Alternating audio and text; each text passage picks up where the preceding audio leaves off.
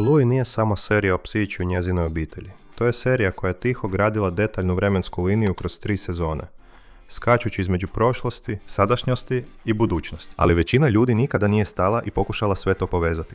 Danas ćemo upravo to učiniti. Ovo je potpuna vremenska linija Bluey, od samog početka do svega što znamo o onome što slijedi. Počnimo prije nego što je Bluey uopće rođena, prije nego što je Bandit postao tata, prije nego što je Chili postala mama. Oboje su bili samo djeca koja su odrastala u potpuno različitim svijetovima. Serija nam je dala dovoljno uvida u te rane godine da možemo stvoriti prilično jasnu sliku. Banditovo djetinjstvo prikazano je u epizodi Bajka, gdje govori o odrastanju 80-ih godina, a verzija Bandita koju tada vidimo vrlo je različita od strpljivog, razigranog tate kojeg danas poznajemo. Bio je neuredan, pomalo zločest i volio je zadirkivati svog mlađeg brata Stripa. Vozio je bicikl, ljeta provodio na plaži i još nije naučio najvažniju životnu lekciju. Kako se zapravo brinuti o nekome manjem od sebe. Chilino djetinjstvo bilo je puno teže. Njezino puno ime prije udaje bilo je Chili Kettle, a odrasla je s ocem koji je bio vojnik, što je značilo da je često bio odsutan od kuće, i majkom koja je bila bolesna. U epizodi Zmaj saznajemo da je gospođa Kettle preminula dok je Chili još bila mlada. Unatoč svemu tome, Chilin otac se pobrinuo da odraste snažna. U drugoj sezoni, u epizodi Djed, vidimo da je odrasla blizu močvare. Naučila je plivati u otvorenoj vodi i naučila je preživljavati u divljini. Njezin otac ju je oblikovao u osobu kako je postala.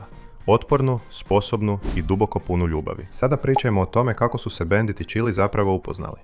I tu postaje zanimljivo, jer odgovor potpuno ovisi o tome koga pitate. Banditova verzija vraćena sve do epizode Bajka, smještene u kasne 80-te u turističkom kampu s Kamp Prikolicama. Bandit je tada dijete. Njegov brat Redley ga ušutka igrom Jinx, što znači da ne može govoriti dok netko ne izgovori njegovo ime.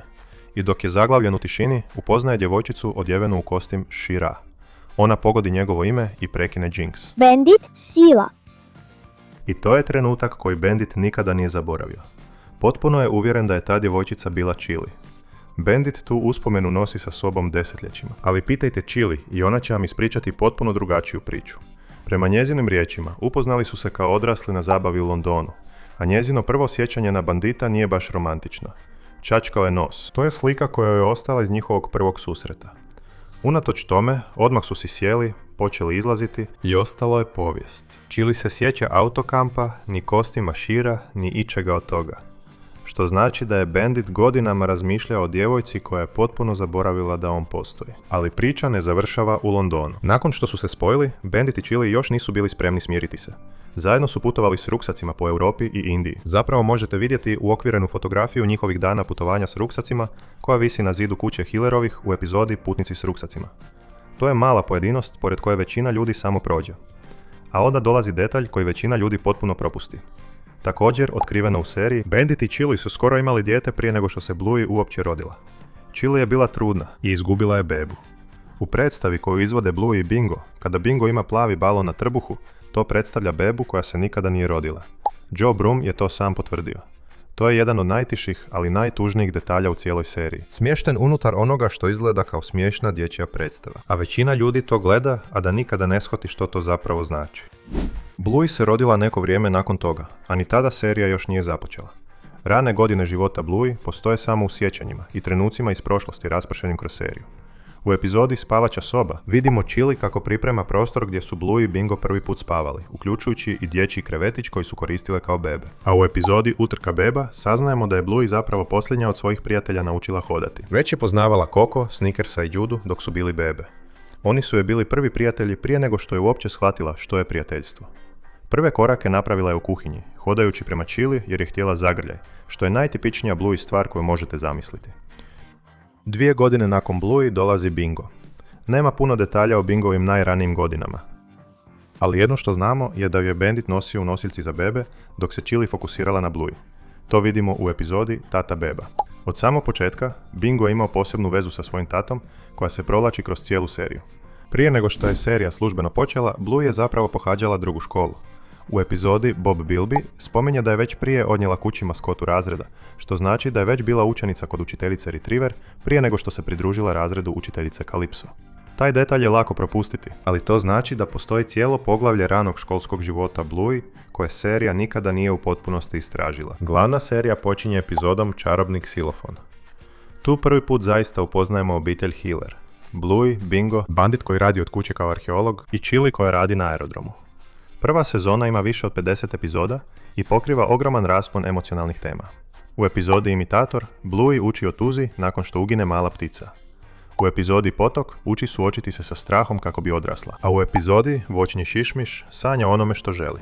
U tom snu pojavljuje se Mackenzie. Je li to početak njezinih osjećaja prema njemu ili samo slučajnost? Serija ostavlja otvorenim. Druga sezona dolazi 2 godine nakon premijere serije s još većim otkrićima. Epizoda Bingo daje nam puno dublji uvid u mlađu sestru Bluey, njezinu ljubav prema prirodi, njezinu sposobnost da bude sama i njezinu fascinaciju kukcima. A Vrijeme za spavanje, gdje Bingo putuje svemirom u snu i shvaća da je vrijeme da odraste, jedna je od emocionalno najjačih epizoda u cijeloj seriji. Druga sezona nam također donosi jedan od emocionalno najtežih trenutaka u cijeloj seriji, Bingoinu hospitalizaciju. U epizodi Bumpy i mudri stari vuči hrt, Bingo završi u bolnici. Serija nikada ne otkriva točan razlog, ali s obzirom na to, stvoritelj Joe Broom je govorio o tome kako mu je najmlađa kći bila hospitalizirana zbog bolesti povezane s astmom, kad je imala 3 godine. A s obzirom na to da se u seriji vidi kako doktor sluša Bingina pluća s leđa, što liječnici posebno rade kod respiratornih problema, većina obožavatelja vjeruje da je Bingo bila hospitalizirana zbog astme. To je jedna od najosobnijih i najemotivnijih priča u cijeloj seriji. U drugoj sezoni također kroz seriju saznajemo za izgubljenu bebu i gdje sjeme budućeg odnosa Bluey s Mackenziem tiho nastavlja rasti u pozadini. Također, tijekom druge sezone započinje nova romansa, koja će kasnije postati vrlo važna. Frisky i ujak Redley počinju se zaljubljivati jedno u drugo. To se događa postupno i prirodno. I to postavlja temelje za jedan od najvećih događaja u cijeloj seriji. Taj događaj je epizoda pod nazivom Znak. Najduža epizoda koju je Bluey ikada napravio i jedna od najvažnijih. Frisky i Redley skoro otkažu svoje vjenčanje zbog svađe, ali uspijevaju to prevladati i vjenčaju se. No vjenčanje nije jedina stvar koja se događa u ovoj epizodi. Chilina starija sestra Brandy pojavljuje se trudna, ostvarujući svoj najveći san. Bandit skoro proda obiteljsku kuću kako bi prihvatio bolji posao arheologa u drugom gradu, ali se predomisli u posljednjem trenutku jer shvaća što bi sve ostavio iza sebe. I djed Bob, Banditov otac, koji je dugo bio nestao, ponovno se pojavljuje. Bio je u Indiji. Znak razrješava priče koje su se razvijale kroz cijelu seriju, zbog čega traje više od 30 minuta. Zaslužuje svaku sekundu. A onda dolazi posljednja epizoda 3. sezone. Iznenađenje. Epizoda o kojoj cijeli fandom još uvijek priča. Bluey juri bandita s puškom na kuglice. I onda, na samom kraju, skačemo unaprijed u vremenu. Odrasla Bluey dolazi kući posjetiti bandita i Chili, a iza vrata se skriva držeći pušku na kuglice, točno onako kako je Bluey to nekad radila. Je malo štene, Blueyina kći. Fandom joj je dao ime Indigo, a prema svemu što možemo vidjeti u njezinom izgledu, posebno po toj spuštenoj ušici, Mackenzie je gotovo sigurno njezin otac. Ali serija to još nije potvrdila. Ono što slijedi još se uvijek piše. Ludo Studio je najavio film Bluey koji bi trebao izaći 2027. godina, a na temelju Pogleda u budućnost, na kraju epizode Iznenađenje, čini se da priča o odrastanju Bluey još nije gotova. Neki obožavatelji vjeruju da bi film mogao povezati Bluey kakvu sada poznajemo i odraslu Bluey koju smo nakratko vidjeli. Drugi misle da bi Indigo jednog dana mogao postati novi glavni lik, a Bluey bi preuzela ulogu koju je Bandit imao za nju. Hoće li se to zaista dogoditi zna samo Joe Broom.